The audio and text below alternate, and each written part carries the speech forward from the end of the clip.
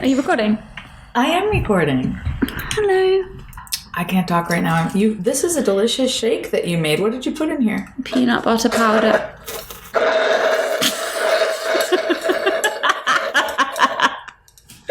Sorry, what? Oat milk, peanut butter powder, banana, ice cubes, and a little bit of coconut milk as well. Well, I am thoroughly satisfied. Good. Oh. So, because of our last podcast, we had lots of, I don't know about you, but I had lots of messages, really sweet, lovely messages saying how nice it was to hear us laughing and to hear that I had that moment on my trip where the laughter erupted and then, continued. Yeah, they loved it. Yeah. Which made me feel really happy because it kind of just validated that it was a big moment, even though I knew that it was. And I have to say, a week on, I can really just double down on the fact that that was an absolutely huge moment for me. And the laughter has been cracked open now. The joy has been... Why are you really? Because I'm happy. It's really changed me. It really has. It's profoundly changed my grieving process, because for those first 3 months, it's 3 months tomorrow. Wow. Yeah. So for the majority of the last 3 months, I've been so uncomfortable. I've been in pain. It's just pain. Everywhere I turn is pain. And there have been moments of relief and moments of joy and rest and all of those things. But they've been forced. I've forced myself to rest. I've forced myself to take a walk. I've forced myself to eat. I've forced myself to watch something funny. Engage in a conversation. Going through the motions of being human. Living until you are alive. Yeah. And that trip made me alive. And so I was hoping today we could talk about joy. We talked about other people's joy. Yeah. But it's time for our joy. Yeah, I want to talk about our joy. And it's going to be different for me than it is for you. But I saw this silly thing yesterday on Instagram which really kind of reinforced what we're talking about today. Was a girl making like a TikTok or whatever, and it was a reminder that you can be grieving and be happy. And on the trip, I was grieving constantly, but I was happy. And that was the first time those two things have lived side by side, Yeah. And so a couple weeks before the trip, a friend had said to me, "What are you doing to bring joy into your life?" And I couldn't answer him. I think that's hard for a lot of people to answer that question. Yeah, and you are in a specific totally position, so but I think it is really a question for everyone. It is, yeah. And that's kind of what made me take the trip and really think about that. I really thought about what he said. I guess the lack of joy hadn't really crossed my mind. I didn't think I deserved joy. I didn't think it was going to be coming anytime. Is it wrong for me to be feeling joy? All of those feelings I was having at the beginning. I don't want to eat if Ryan can't eat. I don't want to sleep. I don't want to enjoy a moment. I don't want to feel good. I don't want to do any of those things because he can't. To go from that to this is huge deal, Annabelle. Is a huge deal. And it's not a joy I've ever felt before, because I feel now that, going back to that conversation I had with the lady at the coffee shop, when she was talking about living in glory and feeling joy and for him. Yeah. I thought about that a lot. I thought about the trip a lot. I thought about our conversation and the feedback we have from the podcast. And I thought, now I want it more than ever, because I want it for me and I want it for him. Yeah, you have to have double. Yeah. And he used to say to me, "Oh, enough of all this sad girl shit, Annabelle," because I'm such a moody, spicy lady. And he would get so frustrated with me about all the sad girl stuff. A moody witch. I am. So, now that's in the back of my mind, is him. Now, what's he saying? Well, I can hear him. And anyone who knows him that's listening to this, who's a woman, may have heard him say, "Get it, girl." And he would say that. And I can hear him since that trip saying, get it, girl. You know, and just like smacking me on the arse and getting me going. It'd be a great tattoo. So that's where I'm at. It's amazing that you say this. Yes, we got an incredible response this week. You and I always seem to be on the same page because today I was thinking about the same thing, but in different ways. I've shared before that I've, for a long time, deprived myself in my life of joy. Yeah. Because until I had won an Oscar, I didn't deserve to take a day off, to go to the beach, to have a good meal, to paint my nails, to take a bubble bath, binge watch a show, to paint, to go on a walk. I mean, the list is hundreds of things long that I just didn't deserve yet. And I was starving. Yeah. And my work was starving too. Yeah. Nothing I did was joyful. That is why 2020 was a miracle in my life, because it forced me to stop the grind, to learn who I am under that ego of being defined by my work and thinking that I'm not worthy until I achieve XYZ. And so this week, that's been on my mind. And yesterday, my agent called me. And I haven't spoken to him ever on the phone the way we did yesterday. Wow. And it was all about joy. This pandemic has leveled the playing field for people where we're speaking to each other in a different way. I think so. Because we're all in the same boat. Yeah. And we always have been. Yeah. It just wasn't as apparent to us. Well, there's lots of artifice. And then this morning I went and I was taking care of my niece, and she's 3. And that's why I have some makeup lines on my face, because she was coloring all over my face with my makeup, and she was taking out every little thing and opening it up and smelling it and looking at it and trying to put it in her mouth and talking about it. The joy that child has is so healing. There's a third thing that I wanted to group together with all that, because I just thought it was so amazing that you said, let's talk about joy, because it's exactly where I'm at. Do you remember you said to me recently, it was somebody, maybe your sister, who bought herself a My Little Pony? Yes, thank you. I want to talk about that. Yes. Yesterday, I bought myself little troll dolls that I had when I was little, specifically the one with the rainbow hair. Yeah. And then the minis.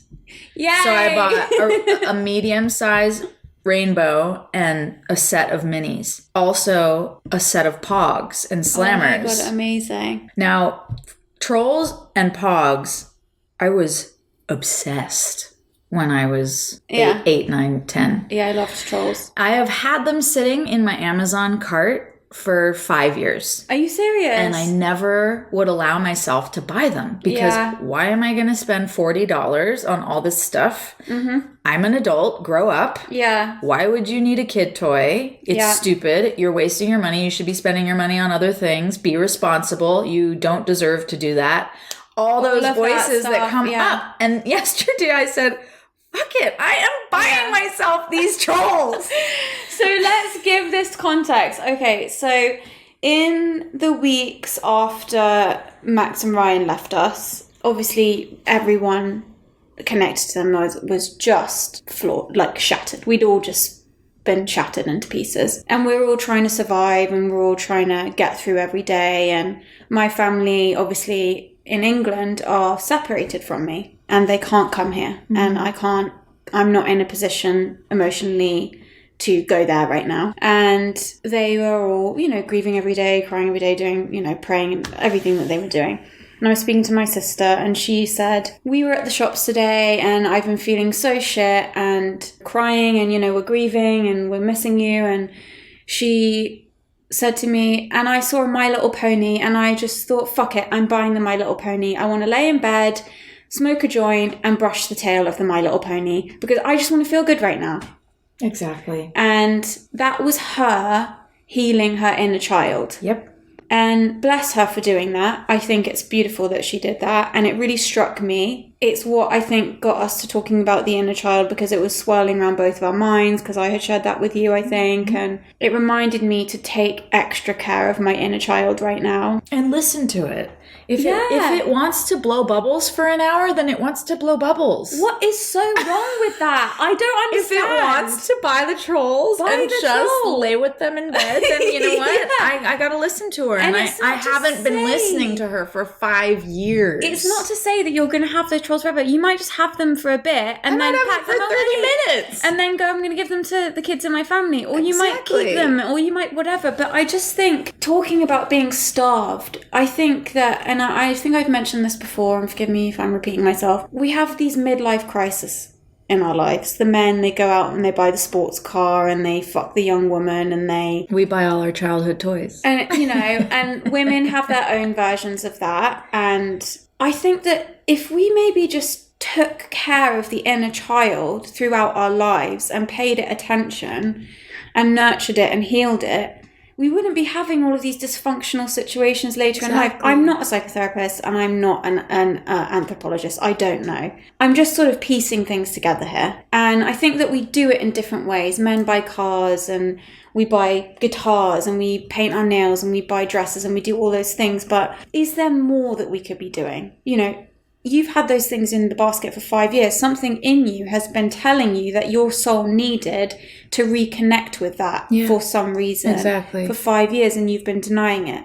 Well, it's taken this situation and the knock-on effect and the conversations we've had and my sister going out to the shops and buying a My Little Pony for us to get to this conversation and for you to buy the bloody things in your car. Because it's not really about the toys. No. It's what they reconnect you to, like you just said. And it must be that starving people do desperate things. If you are literally starving, you lose your mind. You'll do anything for that food. Absolutely. You're not even thinking clearly. And I think that most people walk around starving emotionally, spiritually. It's no one else can fix it but you for yourself. Not fix it, but heal it. Yeah. Sit with it, work with it, heal it, love it. And you buying those things, even if you never open the package, the signal that you've sent to yourself by purchasing those items is, I think, very meaningful. Mm-hmm. I do too. And I think that's something for all of us to think about. I do too. It's so trippy what's happening in life right now. I don't know if anyone else is feeling this. There's no accidents. There's no accidents. Obviously, because we both showed up wanting to talk about this today. Yeah. My sister called me this morning in a frenzy needing somebody to watch her baby. Why would I get a call out of the blue? My niece is 3. Mm-hmm. I have never, not once, gotten a call from my sister to ask me to watch the baby. Yeah. But today I did. Yeah. Right after I ordered those things yesterday. Right after that were nourishing my inner child. Mm-hmm. Right after I have a call with my agent that is lovely and meant so much to me. Mm. All these things just are leading me into... Well, I think the person that you are meant to be, that you've been denying yourself for a long time because you want to be the person you think you're meant to be.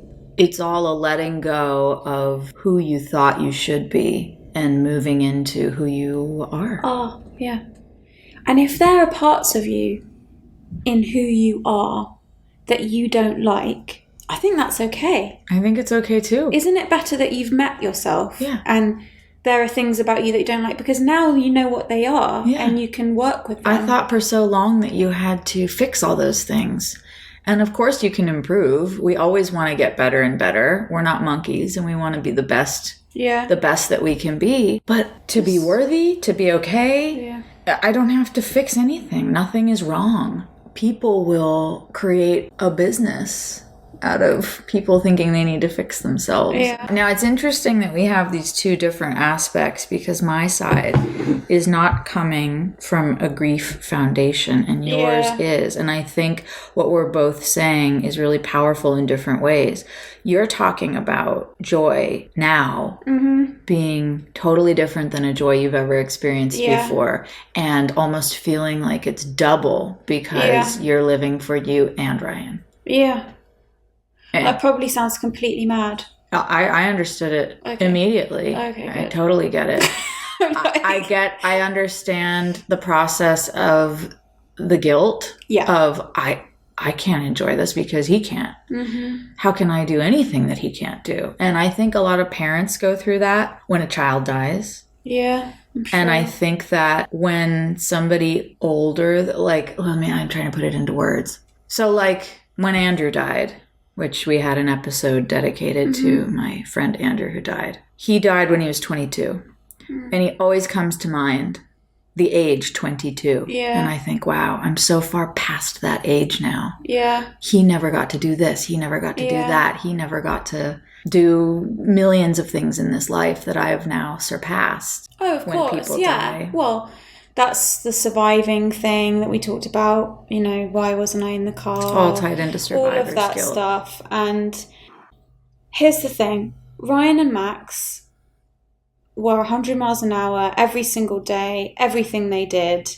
Loud, fast, brash, passion, colour, taste, touch, everything. Every sense was full blast all the time. And you can say, and I was saying it to myself from day one, they do not want us to just be sitting around crying, doing sad girl shit. They don't want us to slow down. They don't want us to slow down, not in the slightest. Like with much of my sort of self-analysis and whatever things I've done over the last few years, you know, maybe some of you can recognize this. There's a big difference between knowing something intellectually and knowing it with your body and in your body and living it. For me, and I always do the same thing, it's in my head and then it drops down into my stomach like a stone into a well and makes a big splash, and I feel the echo and the splash all around my body. You think of that? Yeah.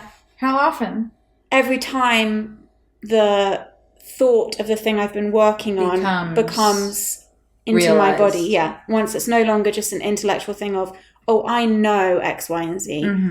When I begin to live it and it drops down. I think before the trip, I was intellectually understanding that I needed to be alive. And then after the trip, I'm understanding that my body wants me to be. It becomes a knowing. Yeah.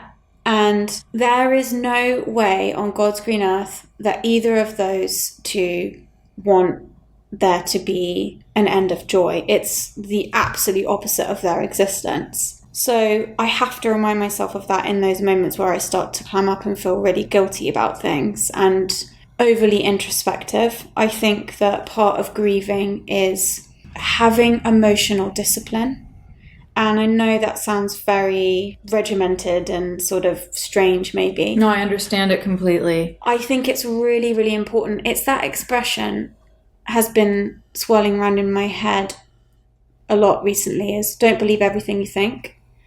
And I can tell you a year ago, I would have had a real big problem with that statement, don't believe everything you think, because we are so trained to indulge all of our emotions and we feel it, so it must be real, and also it must be the most important thing in the world. It's a kickback to the kind of age of individualism and us just being the center of our own universes, and my joy and my health and my all of this is the most important thing, and I'm a singular unit, and you know, all of that, rather than thinking like a hive, which is what we are. Yeah, don't believe everything you think. I'm not saying that everything you think is wrong. I'm just saying I think it's really important to have emotional discipline and examine thoughts like this. Sometimes I will have a thought that's negative like that, or, you know, sometimes worse, like for instance, when I've been asking myself, why wasn't I in the car and why should I be alive? I'm not just going to go, oh, I don't believe that, because that doesn't deal with it. I examine it. I sit with it. I ask it questions. And I don't expect an overnight answer. I ruminate on this. And if it takes me a year to figure it out, it takes me a year. But it's there in my mind. It's working itself out. It's being confronted by little things I see online, or a conversation here, or a song there. And eventually it works its way out. But you have to have the discipline to be chipping away at it. It's like we were talking last week about the antidote for jealousy is leaning into it. The antidote for anything is leaning into it. Yeah. So often I will have a thought and then condemn that thought and just push it away and just Judge yourself. Yeah, judge it, get it out, get away from it as quick as possible. But it's coming to you for a reason. There's some times where you are not growing up and you need to grow up. Yes. How do you say this? I don't know if we'll leave this in. I don't know if it's appropriate, but there's a certain type of girl I know who is obsessed with Disneyland. Yeah, no, let's leave this in. I think it's a really good conversation. Who also hangs out at the Playboy Mansion. And who has a little girl voice like this. They're infantilizing themselves. That is there for a reason, but might not necessarily be a healthy thing having to do with the inner child. They're in a state of suspended development. And that's what happens is we get frozen at certain ages when something traumatic happens. Yeah. And you can spend your whole life being frozen in that reliving spot. That. Now you can really look at people, and I've started to do this. Look at people and see where they're frozen, about what age they're at. Yeah, Ryan and I used to talk about this all the time. It's so fascinating once you start thinking about it and you start looking at the people in your life and around you and maybe people you have difficult relationships with. If you sit with it and spend some time with it, you will be able to figure out when they stopped growing. It all comes down to that inner child needing acknowledgement in some way. Yeah, I think the other thing that's really important to note just while we're having this chat is things that traumatize you as a child frequently aren't big things. You're right. And literally, this isn't me just waffling on about bullshit. You can lose your mum in the grocery store and it can give you a complex for the rest of your life. You're right. And it can be that small. And that's why I think it's really important not to judge people's grief or judge people's pain. You know, I remember as a young child seeing kids around me at school, they come in and their hamster or their rabbit had died and they were devastated. And I remember thinking, I can't understand that they could be in this much pain over this, but there's a reason for it, and I feel for them, I see their pain. Not really understanding it, because obviously I'm an 8-year-old, 7-year-old child, but that was when I first realised, oh, you can lose your guinea pig and be devastated and distraught. I had my best friend when I was 5 years old was a rat named Zachary Oliver. Aww. And he was black and white, and he was my best friend. And my family was living out in Bakersfield for a summer. Don't ask me why. Totally strange. Different episode. But he died of heat exhaustion. No. He died of the heat in his cage. No. And I was standing out on the patio at night, and I remember my parents came out to talk to me. To tell you. And the moon was really full. Yeah. And they told me that he was gone. And I just remember looking up at the moon. And I was so angry at them because I felt like it was their fault. Because we had gone away for the day and we came home that night and he was dead. Oh, I hate this story. And I took his body and I buried him under a tree. Oh. And I went to that tree every day for as long as we lived there. And I sang the Linda Ronstadt song. No. Are you still within the sound of my voice? Why don't you let me know? I just can't let you go. If it's wrong, then I have no choice. Okay, so listen. I have a little rat right now. You know this, I know. The one with no tail. Yeah. What's its name? For me is Snooty? No, it doesn't Fruity? have a name. It's called Ratty. Ratty. Or I call her Honey Bunny. My little Honey Bunny. She's munchkin. the cutest. So part of me nurturing my inner child right now is I'm obsessed with this little rat. I love it. And I think I love it also because Ryan loved the little rat. And he said, oh, this has really changed my mind about animals. She is such a sweet little thing. Rats she's are so black sweet. And white. They're so and she's sweet. got no tail. Her tail is a little nub which looks like a grain of rice. Did it get taken off by somebody? No, or? it just never came. Oh, wow. Yeah. Maybe she is a guinea pig. I don't know what she is. She's so She's sweet. not very good at being a rat. That's one thing I will say. I don't know what she is, but she looks like a rat, but she's not really... They're very good pets for children because they're very gentle and they move slowly. Mice move really quick. Yes. But rats don't do that. And rats will kiss you and cuddle your face. And she licks my mouth. So sweet. And she licks my cheek. And I take that little rat every night before I go to bed. And I take it out of its cage, and it sits and waits for me now in the dark.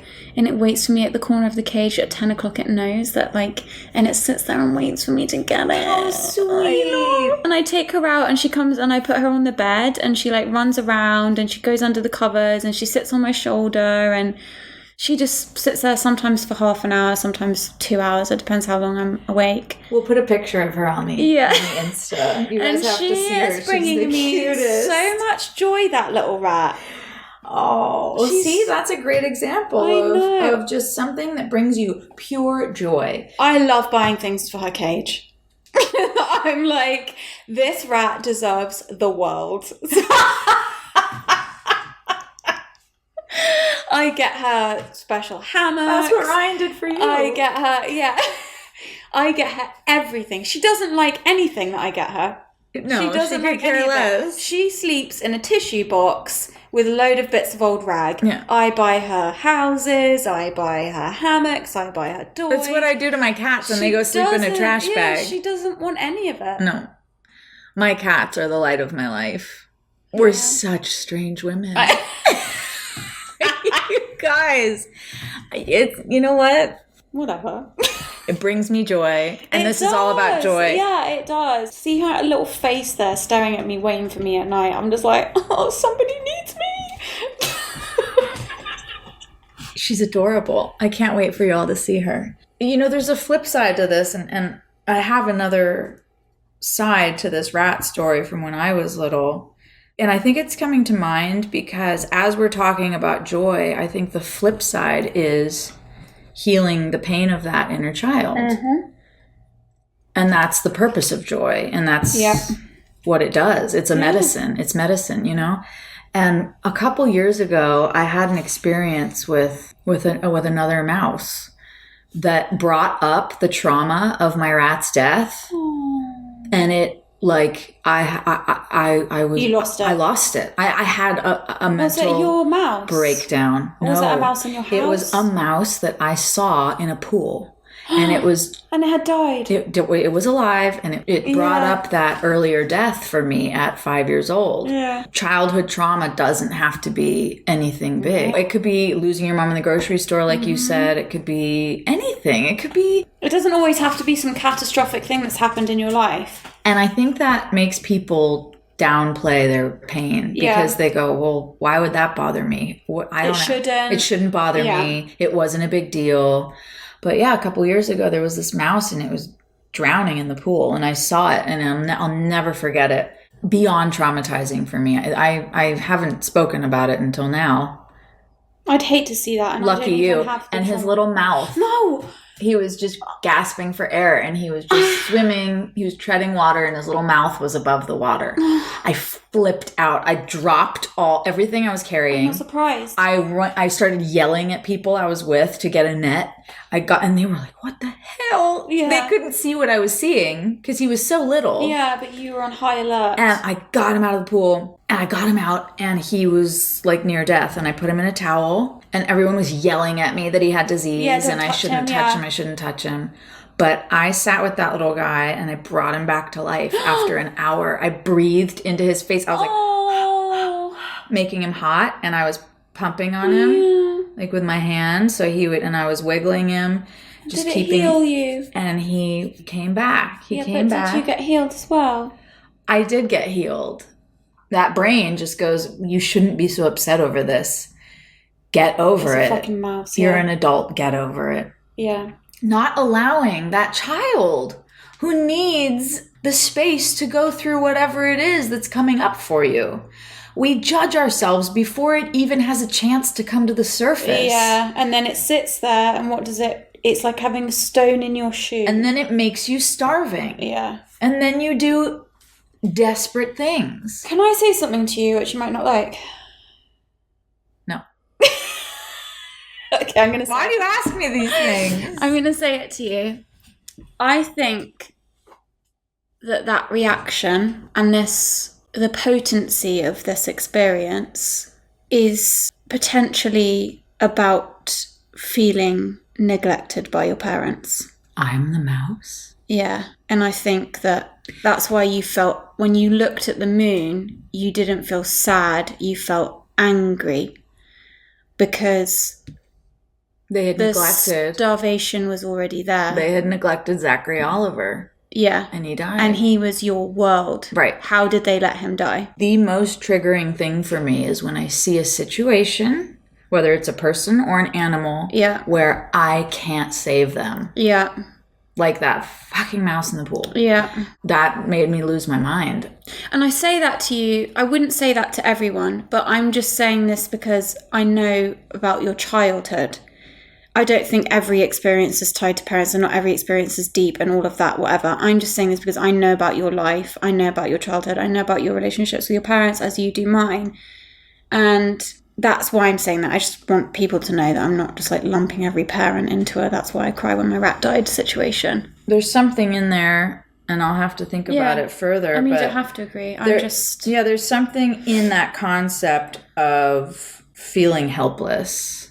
I was just struck that the feeling that you felt was anger when you looked at the moon. Yeah, I was so angry at them. Yeah, and I think that's where the seed of the trauma comes from. And to me, as a kid, I thought that the moon was heaven.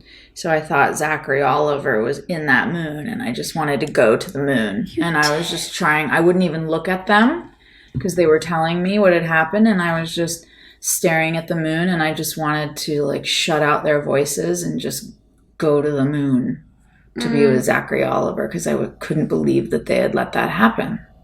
Yeah. And so when I see the little mouse in the pool, all this while later, I think I can't let that happen. Yeah, because you don't want to feel that pain again either. Because you have pushed that down for all these years. And all it wants to do is come up and be acknowledged. Yeah. And for you to go to that little child, like you said, that when you're in a situation where your inner child's feeling overwhelmed, you take her and you put her behind you and you say, "I've got us now. You're safe now." That's all it wants. Yeah. Why are we so scared to do that? Why are we so... We're not taught to do it. You use the word starving, emotionally starving. I would use that word as well. I think a lot of us are emotionally starving, but I also think that we are emotionally illiterate. Emotional intelligence is not taught. It is not... It's getting worse. It's not encouraged. It's not discussed. And I think that children go off to school and we have lessons about, my niece is learning right now at school who invented football. But she's not learning about grief or how to communicate her feelings or who fucking cares who invented football? You're going to give her an A+ for this. You're not teaching her. You're not arming her with skills for life. We are in a emotionally and spiritually deprived state right now, and it is all of our responsibility to make the change in us because the powers above, they're not going to do it. They like things the way they are because it keeps things humming along. Absolutely. And schools don't want children asking big questions, and parents who are busy don't need their kids asking big questions.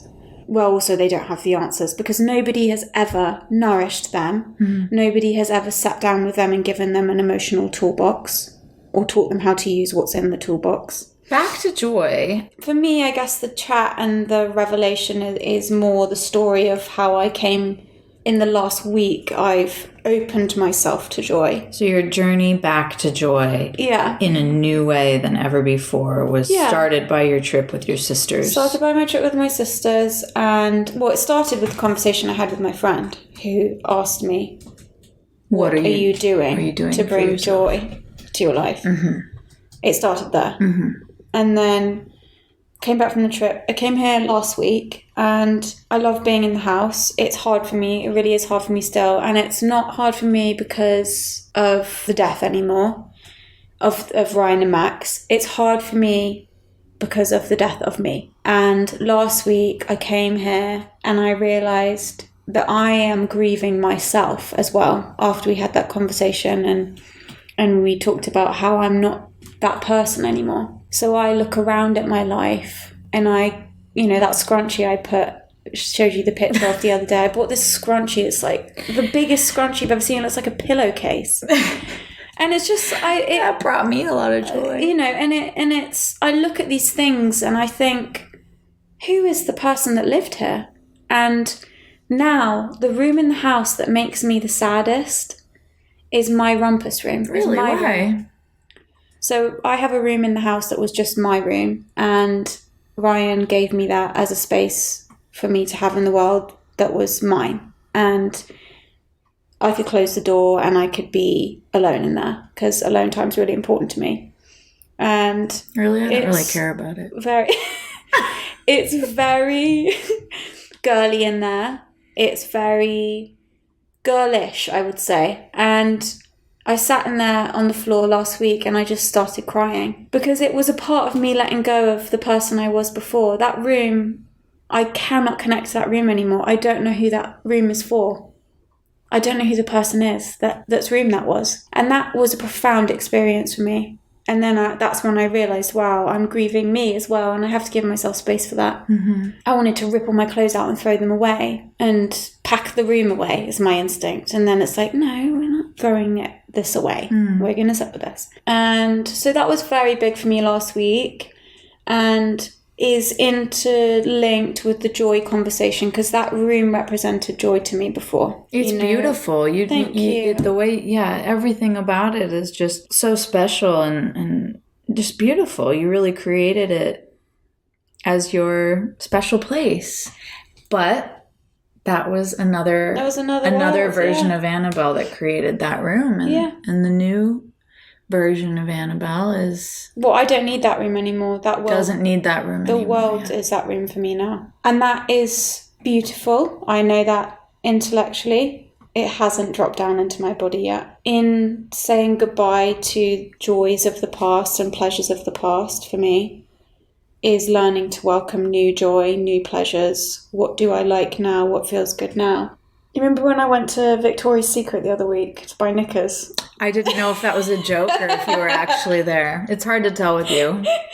So in Santa Barbara, Nordstrom's closed down. And that's where I would have gone to get some new knickers.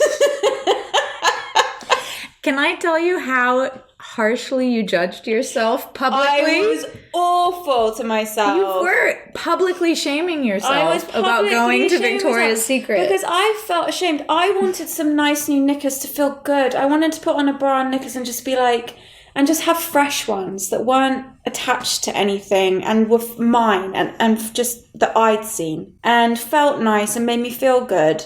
And this was just before Valentine's Day. And, oh God, I went to Victoria's Secret, which is shameful enough because it's just not something any woman wants to admit to. We all go. I am not admitting that I go there. No one will. I will be the only one that you'll ever meet that admits it out loud. So many women responded to me on that and were like, yeah, I go there for the 5 to 35. Of course I go there. Every woman does. And none of us do. It's so humiliating. It's just an unspoken understanding that we all have.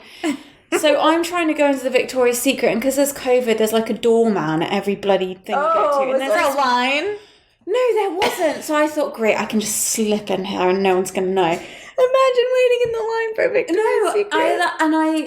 I sort of staked the place out beforehand to make sure there wasn't one. I was like, great, I can go in. And the woman at the door, hi, ma'am, are you a Victoria's Secret member? No, I'm not. I just want to get I mean, cash. Paying cash. Yeah, she starts reeling off, like, the terms and conditions. She's telling me about the deals they've got going on, and it is going on and on and on. And I'm standing there sweating, looking around. People are passing by. It's a small town. People see me everywhere I go. They tell my sister. It's like, I'm got so much shame. I shouldn't be going to Victoria's Secret. I'm a widow. This is inappropriate. People are going to think I'm going in there to buy sexy undies. The whole thing. And she just won't stop talking. And I just walked away. I was like, yeah, okay, thanks. And I just walked in. So now I'm in a kerfuffle. And I spend at least an hour in there picking things up and putting them down again because I'm telling myself I shouldn't be buying knickers. Did it kind of bring you joy, though? No. It wasn't until I got home that I felt okay. Okay, or joy? No, now I feel joy, but it took me When are we going to get to the joy part? 2 to 3 weeks. I bought those knickers and I stuffed them in the bag. Are you getting me back for my rat story with a story that has no joy in it? No, it does have joy in it. I stuffed the bag in my jacket and I literally ran back to my car because I thought no one can see me with this bag. It's inappropriate for me as a widow to be buying knickers. It's just a whole thing happened in my head. Just because I wanted joy.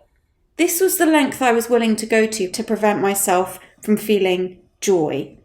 So I got home, put them on the floor, didn't look at them for a day, and then I emptied them out on the floor. And then I laid on the bed and I just put them all over me. The bag of knickers on my face, on my body, and I just sprinkled them over me. And I just laid there and thought, it's okay to buy knickers. I am a widow and I am allowed to buy knickers if I want. Even if I wanted to buy a spicy G-string with nipple tassels and a diamante pussy area, then that's what I'm going to buy. And nobody's going to stop me. I'm not subscribing to this old rhetoric of me being like a widow in a black veil, swathed in blowing fabric, standing on the cliff's edge. I'm not doing it. Not it's ridiculous. But that's how I feel I'm meant to be. And it's like, no, maybe I want a lacy G-string, and that's that. I love it. So that's the joy. Just little things. Bought myself some knickers. The other day I went for a walk and I felt myself veer off of my walk, which I'm very regimented about. And I just laid in the grass next to the road. And I just dug my fingers into the grass and the sun felt so nice. And it was the first time I've spontaneously done something just to feel nice. Mm-hmm. And it was a moment. We keep saying in different ways that it's in the small things. Everything in life is about the small things. Yeah. And joy is. And my small things with giving joy to myself have been... Yeah, tell us. Bubble baths. But that voice in my mind would go, just save the bubbles until someone's here with you. Oh, for God's sake. Don't waste the bubbles on yourself. The other thing was candles. I wouldn't burn candles unless someone else was there. But my life changed for whatever reason. I'm different. It has dropped down. It's a knowing. The pebbles dropped into the well. The pebble dropped into the well. The ripples are just endless. Oh. The bubbles are in the bath. The candles are lit. It's full of bubble bath. The knickers are bought. It's like a witch's cauldron. We've got a well and it's got petals in it. Mike's got my Victoria's Secret knickers in it. It's got bubbles in it. There's floating candles. We're splashing chocolate around. There's troll dolls. There's pogs. Why didn't be My Little Pony? But it's joy. It's joy, and it's 1,000 small, tiny, microscopic little joy particles. Little nuggets of joy. Like veering off your path and digging your hands into the soil. I took a picture. I'll put it on the Instagram. I love that. Just with my hand on the grass. Nothing special, but I just wanted to remember it. I've become obsessed with taking pictures of things. I take pictures of the sunsets and my food. Don't know why. There's this one church. I take a picture of it every time I pass it. It's the same picture. Don't know why I'm doing it. I got no idea. It makes me feel happy. That's interesting you say about the food, because when I was living my life as a starving person, I would judge. Well, judgment is what being a starving person is. You're made up of judgment mostly. That's what's in the driver's seat for you. I would judge people for food pictures. Like nothing bothered me more than food pictures. Yeah. Now I'm posting pictures of a carrot on my counter. Have been posting food pics. I know. And I have too. Have you noticed? Yes. Never before. Did you see that chicken and potatoes with mushrooms and asparagus I had the other night? I missed it. It was so good. I'll send it to you. I missed that one. We'll ask Sarah to make it if you come over. But when you stop starving yourself, the judgment goes away, and then you just enjoy, and you don't need to judge others. You don't need to judge anything. Yeah. You don't need to judge yourself, because that's where it starts. You don't need to judge others. You don't need to judge anything, because you're too busy enjoying. Yeah. Overflowing with joy. And then it's a pleasure.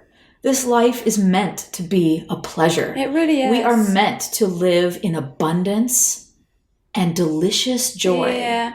Carrots. just cut to carrots. I know, and it doesn't have to be buying something for yourself either. I think I don't like this whole like cult of self-care, like, buy the... No, that's just consuming. Like, just until you stop consuming, you can't sit with yourself and go deeper. Well, you can't confront these things that come up inside you and want to be acknowledged. Because if there's always something to go consume, you never have to arrive at acknowledging the voice that's trying to come to the surface.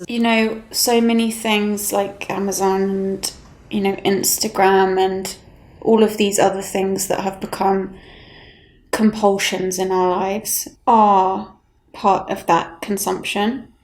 And I've really, really been making an effort to stay away from consumerism. I have too. And I am a very materialistic person, not in a garish kind of Kardashians, no offense, I love them to pieces way, but you're alone in that one. In this room, not in the world. They bring me joy. And that's nice. But for me, I'm like a magpie. All my little glasses and books and all these little things. Are you kidding? Me too. I know, you and me are the same. Now here's the trick. Yes, we love things. We love because we love collector. Things that bring us joy. Yeah. And everything that we fill our lives with physically brings us joy. But if we lost it all tomorrow, we'd be fine. Yeah, I've started collecting seashells and twigs. Me too. I have so many seashells and rocks in my house. Yeah. Really, it's insane. And I just picked up 3 more in Santa Barbara this weekend. And I put them around. Yeah. Oh, yeah. And I think, that was nice when I found that. But isn't that a wonderful place to live, in adoring everything you surround yourself with physically, because it brings you so much joy. But if you walked away from it all tomorrow, you would be completely fine. Yeah. That's freedom. That's freedom to me. Yeah, this whole experience losing Ryan and Max has completely, obviously, readjusted my outlook on all of it. I've lost everything. I don't care about any of that anymore. You don't have anything to lose. I don't care. So I've made an effort to stop stuffing myself Instagram shit every day. And I force myself at first, and now it's a pleasure that I luxuriate in. I wake up in the morning, I make my cup of tea, and I get back into bed and I sit and I read my book. It's honestly changed my life. So what I do now is I wake up in the morning, I make myself my tea, and then I scurry off back to my room. I put my little lamp on. I watch the man next door come out in his dressing gown.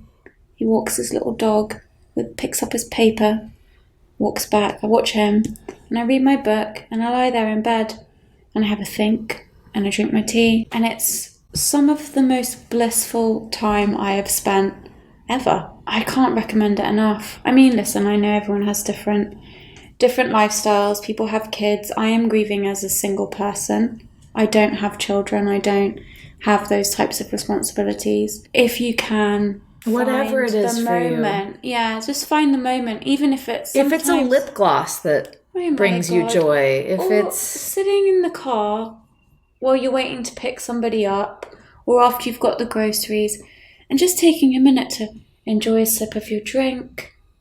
Sit back, take a deep breath. Just be there. Be there and just luxuriate in the moment. That is another thing that this grieving process has taught me. I have been forced to live in the moment. I've had no choice. Talk about intellectually understanding a concept and then having it drop down into your body. I had to live in the moment. I have to survive. Change my life forever. The joy is in the moment. However mundane that moment may seem. Yeah. And that is a gift I've been given. How about you? Tell me something else that you've done that's given you joy. A thing that you think would sound good on the podcast. Right. Just anything. I've memorized my favorite poem. What is it? Because it makes me happy. Oh my God, will you read it to us? It's called The Dark Night of the Soul. Oh, read it to us. That's how we'll end. I will just tell you the last lines of it, which are my favorite in the world. And anytime I'm stressed, I find myself saying these under my breath out loud. Okay. It says, I lost myself to him and laid my face upon my lover's breast. and care and grief grew dim, as in the morning's mist became the light. There they dimmed amongst the lilies fair.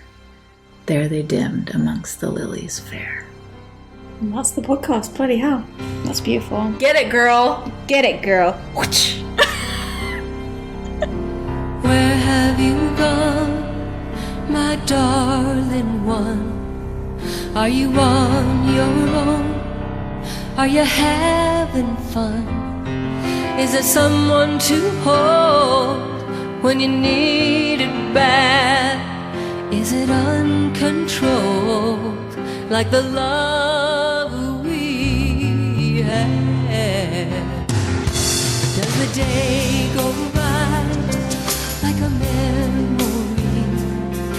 Do you ever try to remember me in an automobile or a crowded bar? Well, I hope you're alright wherever